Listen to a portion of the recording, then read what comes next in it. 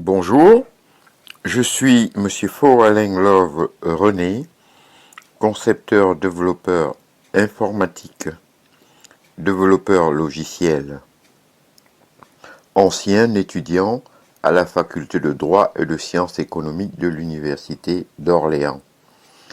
Aujourd'hui, dans le cadre du cours d'économie générale, nous allons étudier l'individualisme méthodologique. Prix Nobel 1992, Gary Becker, né en 1930, a un rêve: unifier la logique du vivant et du social.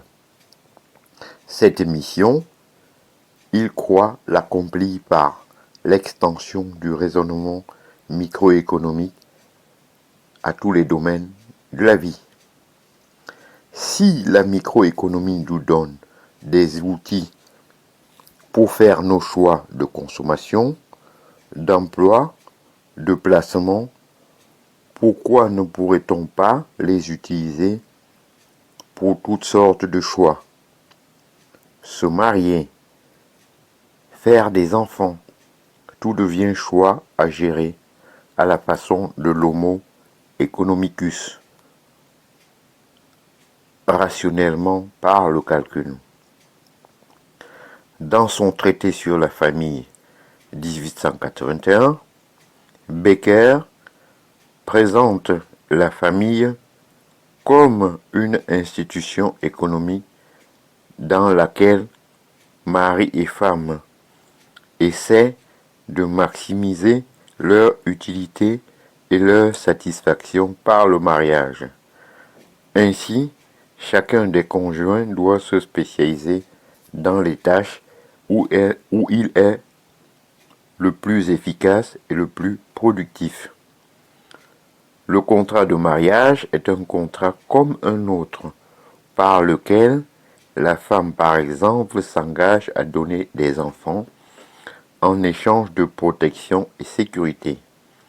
Sa rupture par le divorce est aussi une décision économique qui dépend des possibilités alternatives de revenus. Ainsi, l'augmentation des salaires féminins ou l'existence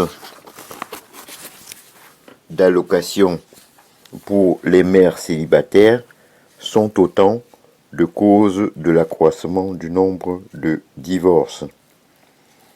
Cette volonté de mettre l'individualisme méthodologique à toutes les sauces n'a pas de limite.